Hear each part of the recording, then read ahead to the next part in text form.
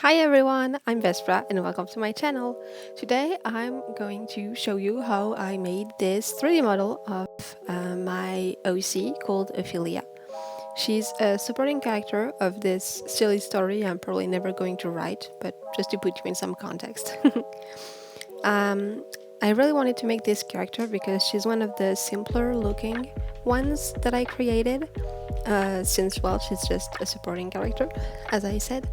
And so I really wanted to make her as a model because I got interested and curious about Unity rigging, especially for VRChat avatars.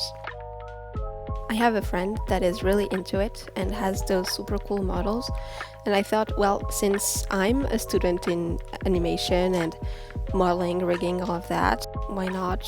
I definitely could do one, you know what I mean? So I just wanted to challenge myself a bit. So yeah, as I mentioned, wow, cool transition. I'm a student in animation and I'm really passionate about 3D rigging. It's like my favorite thing ever. I discovered it like only last year and I absolutely fell in love with it. I find it so cool to do it. Modelers like give volume and shapes and presence to a character, and animators give them life, obviously, but giving them their skeleton sounds really weird. But I'm talking about 3D, okay? It's just so cool to put the limits, I suppose, on what this character won't be able or won't be able to. And I don't know, I really like it. Adding all those colorful controllers and doing all my IK, AFK skeletons and everything. I mean, it sounds like I'm sarcastic, but I really like it. I even got into making 3D scripts of my own to help me doing it and be able to have nice looking rigs without spending hours on end picking the colors and whatever. I suppose it's a bit of cheating, but when I was in high school, I did like this programming class for like 2 years. So I know how to work around with Python. So it wasn't too much of a hassle to learn. I didn't learn Mail. I just do Python programs. But so, I was one of the lucky ones in my class that knew already their way around a programming language. So I got around into making a lot of scripts for the annoying parts of rigging, like blending the FK and IK together onto the SK skeleton. So yeah, I'm sorry if you don't know anything about 3D. This is probably just random words thrown together. I promise it makes sense. I hope so. So yeah, here I'm just doing the blowout and being way too meticulous with it. That's one thing I'm going to change, I think, moving on. I'm just going to... it looks like it's a final model with awful topology, but I'm really going to do it all again later. I don't know why I did this much details on it. It's really not necessary. It's just that I kind of struggle to project myself, I suppose. To imagine the end result when it's looking too rough. So I tend to have to do a lot of, kind of detailed blockouts, because otherwise I just can't imagine what it's supposed to be. So that's how I do it.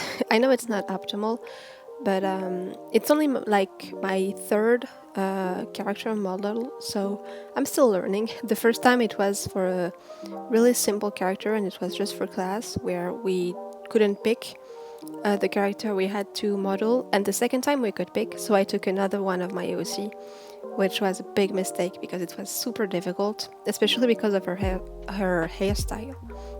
Here, Ophelia looks like she has this really symmetrical hairstyle, but that's just because when I drew her, I didn't really want to bother with like doing the thing asymmetrical. That was just going to be here in 3D. I thought that just doing the coloring scheme and whatever, the color scheme, was a bit more important than this random hair shape that will probably be more way easier to do in 3D anyways, since it's just flat and stuff. I should probably...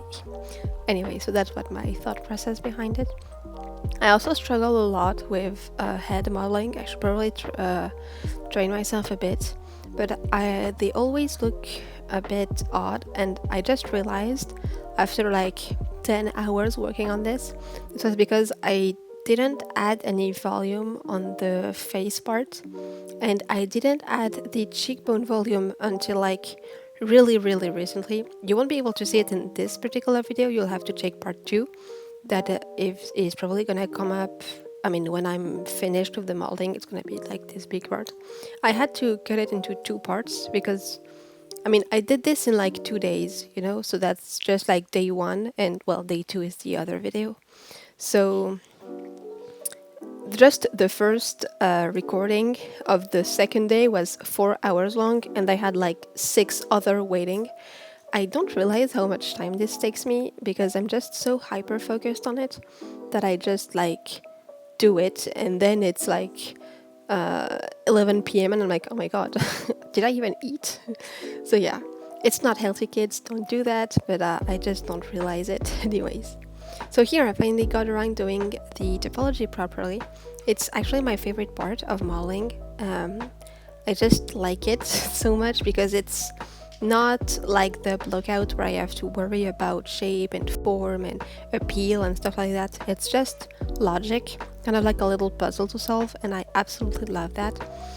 So that's my favorite part, I think.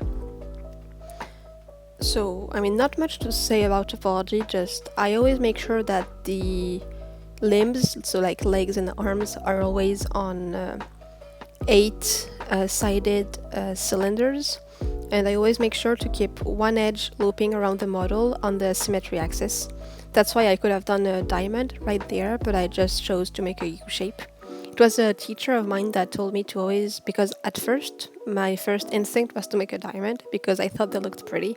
She was like, nope, you need to keep the edge. And thanks the gods she said that, because I always delete half the model and then mirror it over and over again sometimes, because my symmetry thing sometimes just disappears, or I just remove it because it's like bugging a bit, lagging a bit. So I often have to do that, and if I didn't have an edge looping, oh my god, it would be hell. But yeah, moving on. As I said, I'm a student, so I just wanted to go back on something, and I'm actually going to be working on an animated a short movie, with a team of my classmates, and I'm really looking forward to that. And it's also the reason why I'm doing this much modeling outside of my classes. I mean, balancing the assignment and everything, is because I really want to be ready, I suppose, for this project. I mean, it's a big one, you know what I mean? Our end of studies movie, I suppose, just to show that we learned stuff and whatever.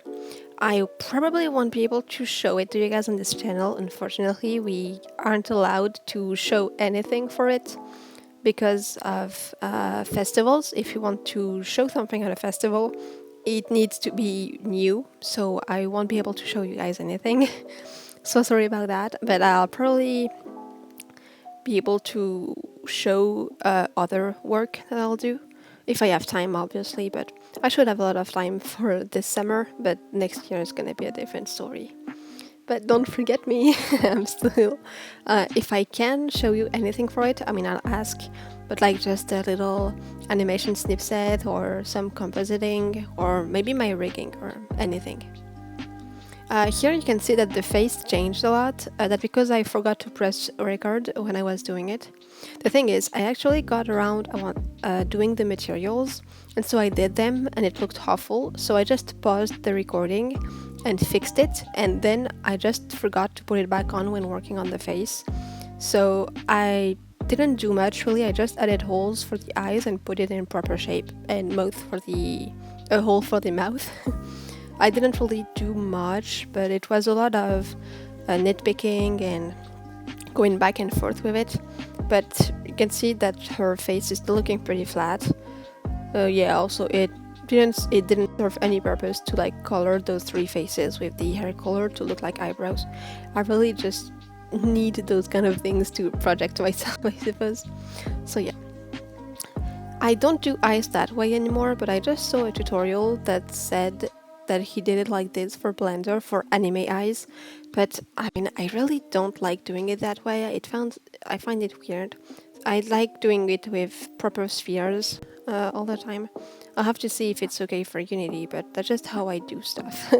With like two topology for the eye, two objects, one for like the actual eyeball and one for the cornea that goes around it. That is like transparent and just has those little most of the highlights of the eye. Here I got around doing the braid. You probably didn't see it on the image because it's well, I never stop and show it. But she has this low hanging braid. I don't know why I did it this high, but yeah, low hanging braid. And so I did it with a sweep modifier. Modifier, that's in Blender, sorry, with a sweep mesh. Because I knew it has this like distribute attribute with the twist. So yeah. We are nearing the end. The face topology is like the last thing I did. And it's also, well, it's topology, so one of my favorite parts. The only problem I have with it is that I get too excited to connect everything together, and so I always do it early. That's why for this one, I really wanted to take the time to do eye socket, nose, forehead, mouth, and ears before connecting it all, so it didn't look too weird. And yeah, we're near the end. Thanks you guys for watching this. I hope you'll be here too for part 2, and see you in another one. Bye!